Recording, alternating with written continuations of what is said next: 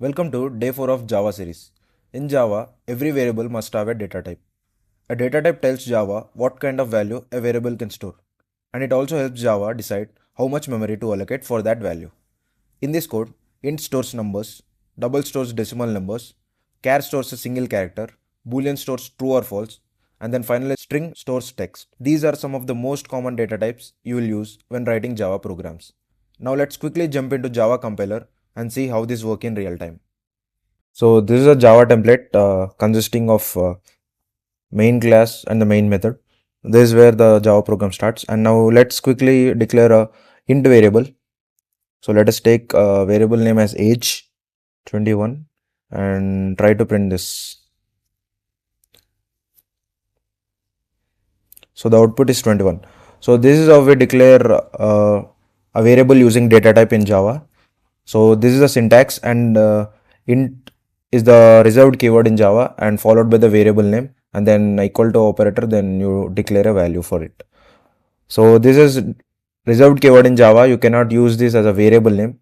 So you cannot use int in place of age. So this is a wrong convention.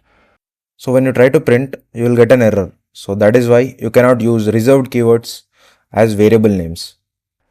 And next, let us declare a double variable data type. So double marks equal to, so marks could be in decimal precisions like 9.5 for example, and quickly print marks and see the output. So sorry, we forgot to change this one, so that's the error. And so 9.5 is printed. So double is the keyword as usual as int, and this is how we declare double. But we also have float. So both store decimal numbers only, but let us know the difference. See, if I try to print marks using float, there is an error called possible logic conversion from double to float. So by default, uh, whenever you declare a decimal precision, the Java compiler considers it as a double. So if you declare it as a float, then you would get an error. But what if you want to declare it as a float itself? So before this, what is the exact difference between float and double? So double value stores the decimal precision up to 15 to 16 numbers. For example, you can type until 15 to 16 decimal precision after point and then try to print it. So if I try to print, the whole precision will be printed until 6. You can see.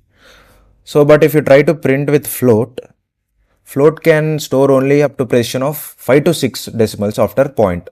So that is why you cannot print 15 to 16 decimal precisions. That is the only difference. But what if you want to print until 9.5 but with float declaration?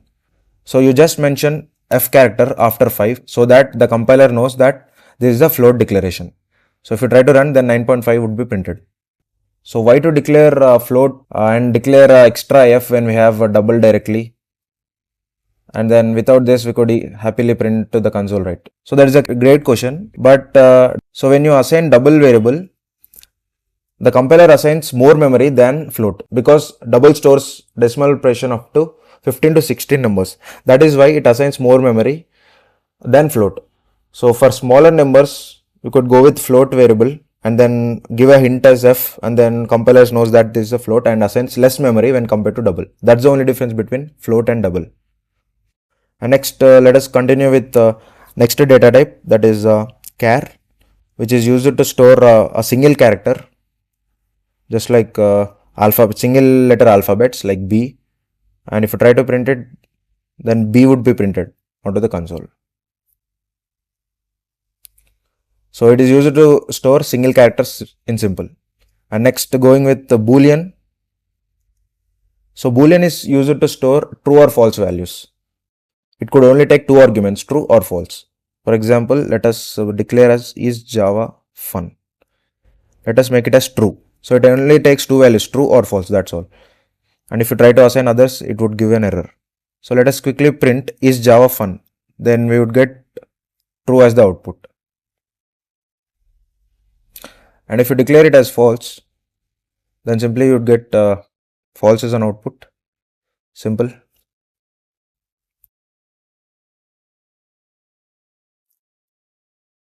Here you can see false. So that is how you declare a Boolean variable, and it can store only true or false as values. And next, finally, string. So string is used to store a combination of characters like sentences, words, lines, etc. So when you try to print name, then bbstack would be printed to the console. So this is how you declare a string. The key detail to note here is string starts with a capital letter and all others start with the lowercase letters. So that is also very important, because if you try to declare with small letter and try to print, then let's see what happens. You can see that it says error cannot find symbol. So this is not reserved keyword in Java, and it doesn't know that if you declare with a small letter that it takes as a string. So that is why you need to mention capital.